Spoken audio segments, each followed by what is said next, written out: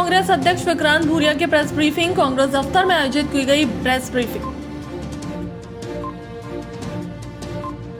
अपने 4 दिवसीय चुनावी प्रवास पर पूर्व मुख्यमंत्री कमलनाथ ने आज प्रेस कॉन्फ्रेंस की।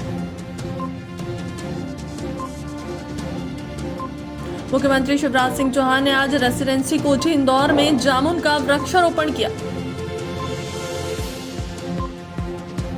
कांग्रेस के द्वारा टिकट काटे जाने के बाद निर्दलीय प्रत्याशी के रूप में चुनावी मैदान में। नमस्कार, 7i में आपका स्वागत है।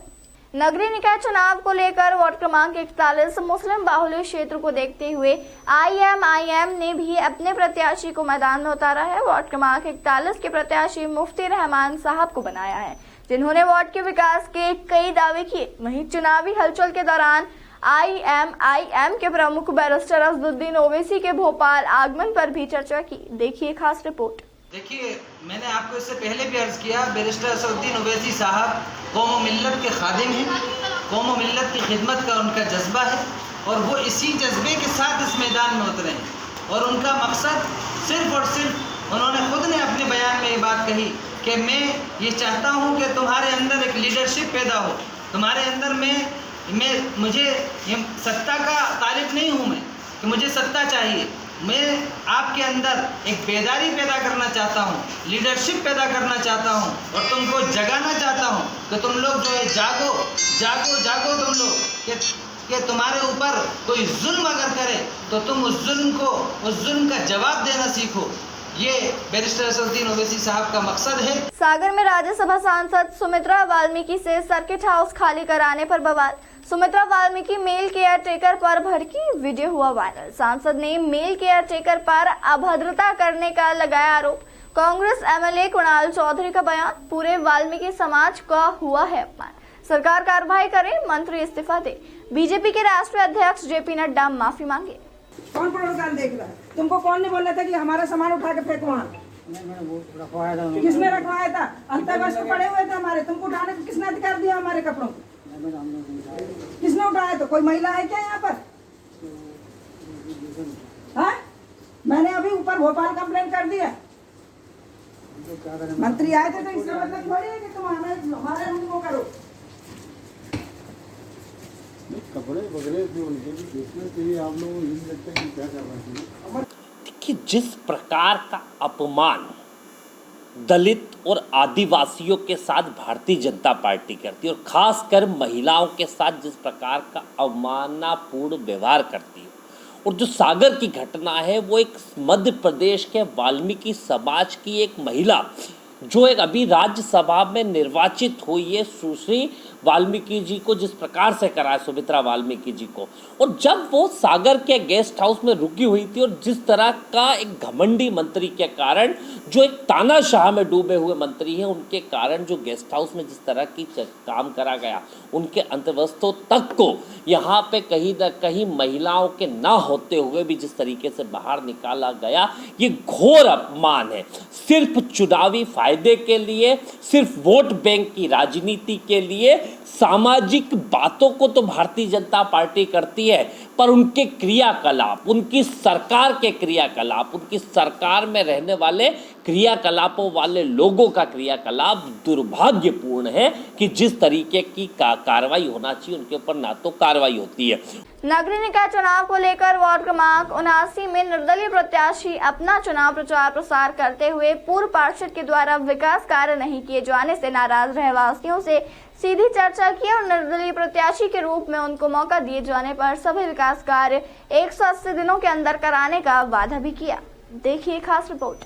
मेरा नाम लक्ष्मी दिनेश शहरवार है जी। क्या प्रमुख मुद्दों को लेकर एक बार आप फिर से मैदान में हैं, चुनावी मैदान में? यहाँ सीवेज का प्रॉब्लम है, रोडों पे गड्ढे हैं, स्ट्रीट लाइटें नहीं हैं, यहाँ पार्क नहीं है, यहाँ बहुत सारी दिक्कतें हैं। यहाँ पे ये सोच लीजिए लड़कियों को भी बहुत प्रॉब्लम होती है जब रात में आती हैं।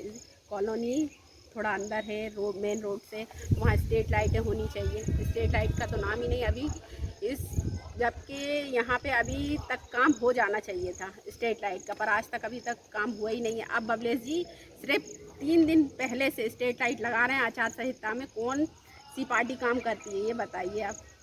निश्चित रूप से हम और भी चर्चा करेंगे। जी दिनेश जी, किस प्रकार से देख रहे हैं, क्या प्रमुख मुद्दे हैं? यहाँ पे जो मुद्दे अभी जो हमारी वाइफ ने प्रत्याशी ने बताए वो सारे मुद्दे हैं।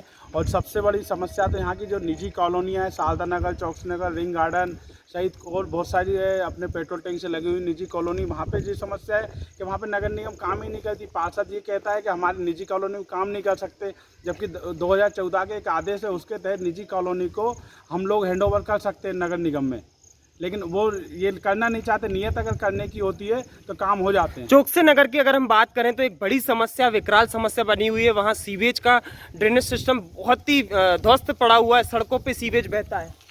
जो सीवेज बहता है यहाँ पे कभी नगर निगम क्यों नहीं है? अभी तो आचार्य संहिता में जो नगर निगम की गाड़ी आ रही है वो सीवेज साफ कर रही हैं, क्यों कर नहीं? पहले कभी नहीं है। यहाँ की सीवेज की जो समस्या है इसको बड़े स्तर पे पूरी कॉलोनाइज है, जो 35-36 एकड़ का एरिया है, इसकी प्लानिंग बना करके इसके सीवेज कहाँ जाएगा, यहाँ पे NTPC अपने प्लांट लगाना पड़ेगा, उससे भी ये फिल्टर होकर जाता है, बीमारियाँ भी ना फैले।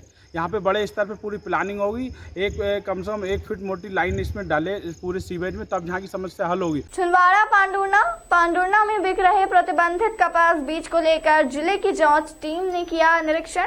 बैरंग लौटी छिंदवाड़ा अधिकारियों की टीम कृषि विभाग के अधिकारियों के नाक के नीचे धड़ल्ले से बिका प्रतिबंधित कपास का बीज, जहां छिंदवाड़ा से आए हुए दल द्वारा शहर के 92 दुकानों में से सिर्फ 6 दुकानों का निरीक्षण किया। जिले से आई हुई टीम का मीडिया से कहना है कि कहां बिक रहा है। टीम जो आई थी वो काय के लिए आई? मीडिया में प्रकाशित जो समाचार पत्रों में जो न्यूज़ छपी थी उसके संबंध में जिला लेवल से टीम गठित की गई। उसमें 2 अधिकारी आए थे, दोनों एसडीओ थे, चौरसिया साहब थे और पटवारी साहब थे, दोनों आए थे। उनके संयुक्त प्रावधान में हमने 7-8 दुकानों का निरीक्षण किया। 92 दुकान तो सिर्फ 7-8, तो ऐसी बात होगी कि जितनी दुकान तो एक दिन में करना संभव नहीं है, उनको भी अर्जेंट जाना था, वो चुनाव का कार्य है, इसलिए वो चले गए। अच्छा, निरीक्षण मिली? हाँ, सफलता कुछ नहीं मिली। हमने उनका रिकॉर्ड पूरा देखा, कहाँ कमी मिली उसको बताया कि भाई आपने ये किसानों की साइन क्यों नहीं करवाया बिल बुक में, तो वो उनको हमने नोटिस दिया उनको। नहीं, लेकिन जिस बात को लेके मीडिया में बात आई थी, प्रकाशित हुआ था, वो हमने गोडाउन का भी फोटोग्राफ्स लिए, उनके पूरे छानबीन किया दुकानों की, लेकिन हमको ऐसा कुछ मिला नहीं। लेकिन जिस बात को लेके इतना बवाल हुआ, अधिकारियों को टीम गठित करके आना पड़ा, फिर भी कुछ नहीं मिला, तो उसके लिए क्या करेंगे? हमने पूरा निरीक्षण किया है दुकानों का, उसको कुछ मिला नहीं है। दूसरा सर, मैं पूछना चाहूँगा, पिछले दिनों कुछ दुकानदारों द्वारा एस्टीमेट बिल दिए गए थे, हाँ, उस बारे में आपका क्या कहना है? हमने भी उनको इजाज़त दी गई कि आइंदा एस्टीमेट बिल न दिया जाए, केस मेमो दिया जाए। जो उनका देखा तो सबके केस मेमो देखे तो सब केस मेमो बिल दिया जाए। वो महाराष्ट्र का किसान था, उन्होंने एस्टीमेट दिया था, लेकिन बिल फाड़ के रखा था, उसने बिल करके रखा था, किसान पीछे के वजह से निकल गया।